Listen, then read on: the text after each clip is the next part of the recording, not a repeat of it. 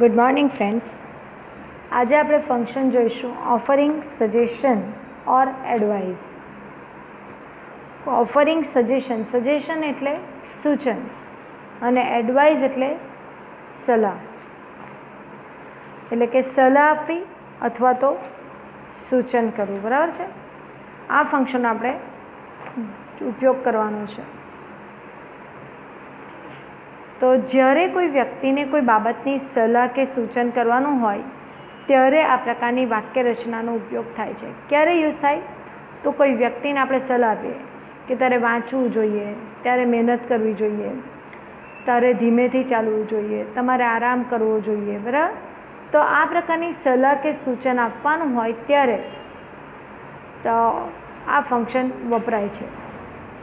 Friends, જ્યારે પણ આપણને પરીક્ષાની અંદર ફંક્શન ઓળખવાનું પૂછાય તેમજ વાક્યો કમ્પ્લીટ કરવાના પૂછાય છે, એટલે ખાસ ધ્યાન રાખવાનું કે એ ફંક્શન ઉપયોગ કરવા માટે શું વપરાય છે અને બીજું કે કયા શું વપરાય છે એના પરથી એની ઓળખ થશે અને વાપરવાનું આવશે ત્યારે એ શબ્દોને વાપરવાના હશે. તો આ ફંક્શન દર્શાવવા માટે આપણે શુડ, ought to અને had better 3 વાપરીએ છીએ. શું વાપરીએ છીએ? શુડ એટલે કરવું જોઈએ, ought to એટલે કરવું જ જોઈએ અને had better એટલે કરે તો વધારે સારું. બરાબર. અને એ ત્રણેય સાથે ક્રિયાપદનું મૂળ રૂપ આવે છે. આ ખાસ ધ્યાન રાખજો.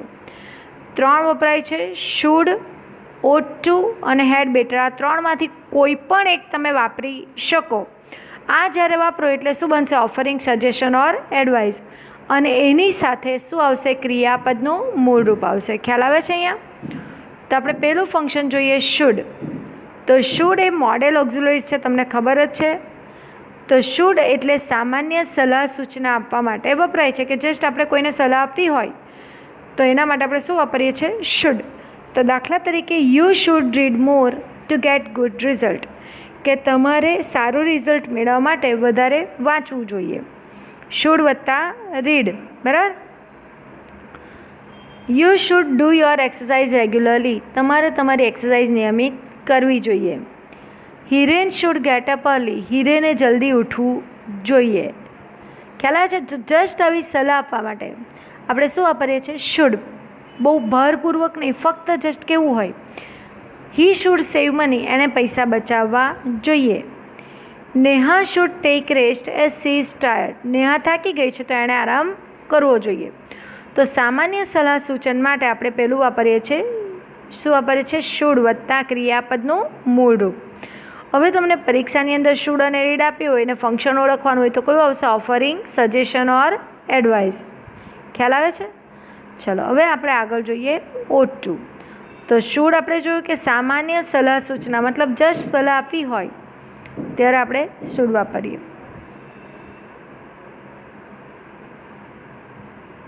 ought to તો વધારે ગંભીરતાથી સલાહ સૂચન આપવા માટે વપરાય છે. ought to ક્યારે વપરાય? વધારે ગંભીરતાથી. તો દાખલા તરીકે આપણે આગળ જોયું કે you should read regularly two get good marks. તો હવે અહીંયા જુઓ, એઝ યુ આર વીક, તમે નબળા છો અભ્યાસમાં.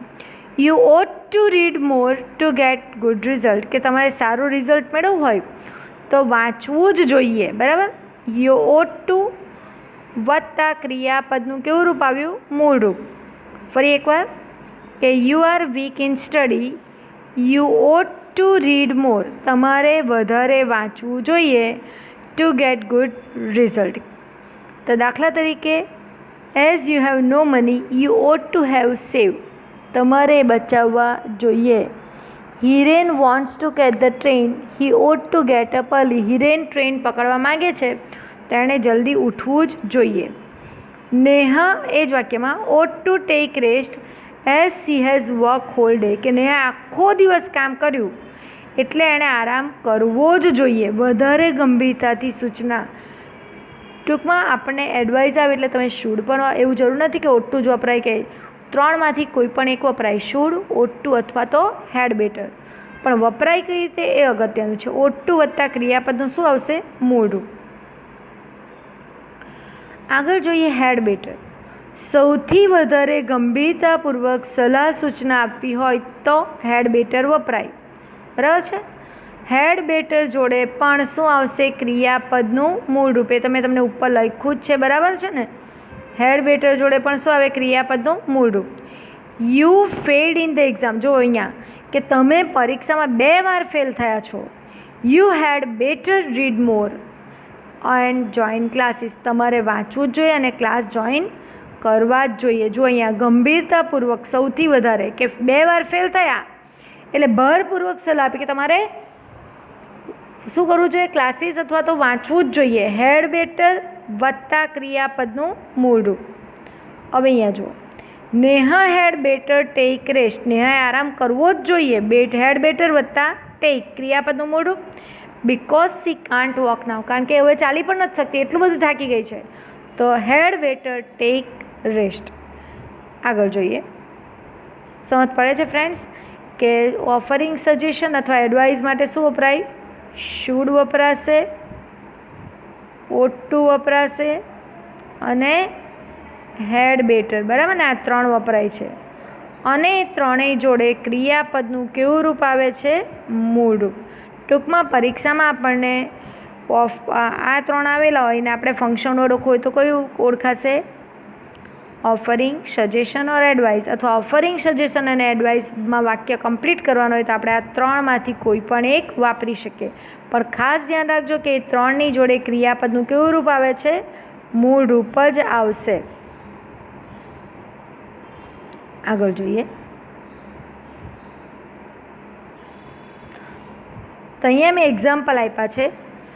Sujata is sick, she should take rest. Sujata માંદી છે, એણે આરામ કરવો જોઈએ. જસ્ટ સલાહ આપી. He is suffering from cold, કે એ શરદીથી, એને શરદી થઈ છે.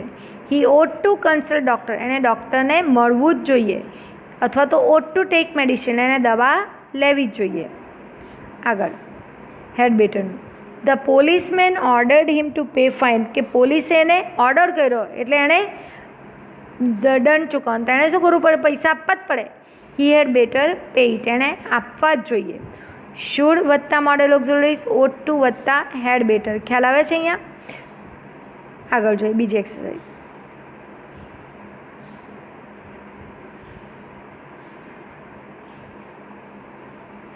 હવે અહીંયા જુઓ, complete the following sentence using the function.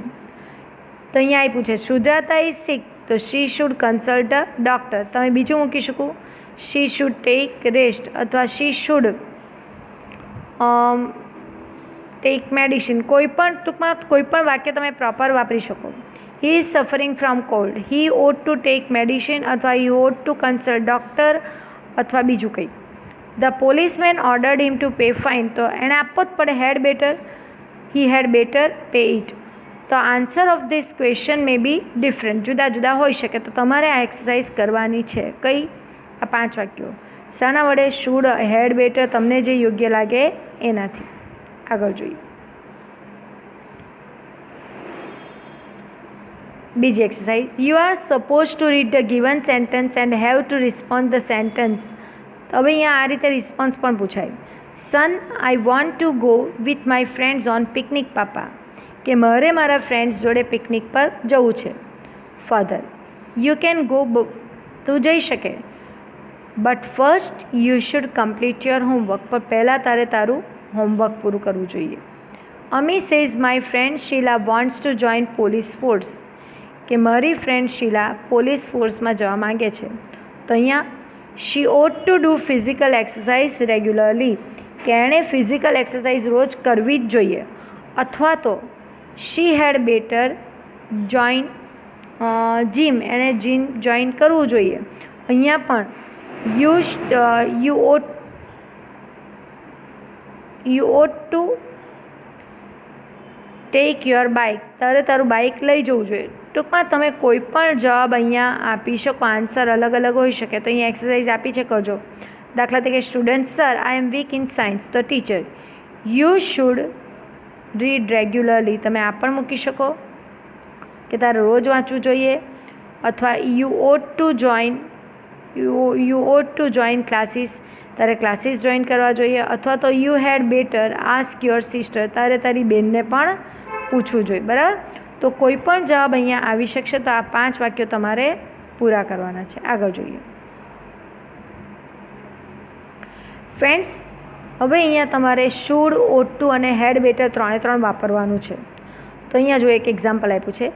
That main isn't wearing A helmet. પેલા માણસે હેલ્મેટ પહેર્યું નથી. That is dangerous. એ ભયજનક છે. તો Riya, he should not ride without wearing helmet. કે એણે બાઇક ચલાવી ન જોઈએ. અથવા તો તમે એવું પણ મૂકી શકો, he should wear helmet. Reena, he ought to wear helmet. એણે હેલ્મેટ પહેરવું જ જોઈએ. Rakesh, he had better wear a helmet. બરાબર. When they went to the restaurant, there were no free table. They hadn't reserved one. તેઓ રેસ્ટોરન્ટમાં ગયા, એક પણ ટેબલ એમણે રિઝર્વ નહીં કરાવેલું. બરાબર. તો આપણે અહીંયા વાપરવાનું છે. તો રાકેશ, જો તેઓ જ્યારે રેસ્ટોરન્ટમાં ગયા, ખાલી ટેબલ નહોતા, તેમણે રિઝર્વ કરાવ્યું નહોતું. તેમણે રિઝર્વ કરાવવું જોઈએ. તો રાકેશમાં આપણે શુડ વાપરીએ. તો કોણે રિઝર્વ કરાવવું જોઈએ? they should reserve table. બરાબર. તેમણે ટેબલ રિઝર્વ કરાવવું જોઈએ. ઓટ ટુ, તો they ought to reserve table before going to hotel. Mitesh, they had better reserve the table. તો આ રીતે તમારે આ ત્રીજી એક્સરસાઇઝ, ત્યારબાદ આ વાક્ય 4, વાક્ય 5 અને વાક્ય 6 પૂરા કરવાના છે. ફ્રેન્ડ્સ, આ બધું જ જે મેં તમને અહીંયા સમજાવ્યું એ દરેક વસ્તુ નોટમાં તમારે લખવાની છે. અને હું એની PDF તમને હમણાં જ મોકલું છું. બરાબર છે. અને એના જવાબ નેક્સ્ટ પીરિયડમાં આપણે જોઈશું.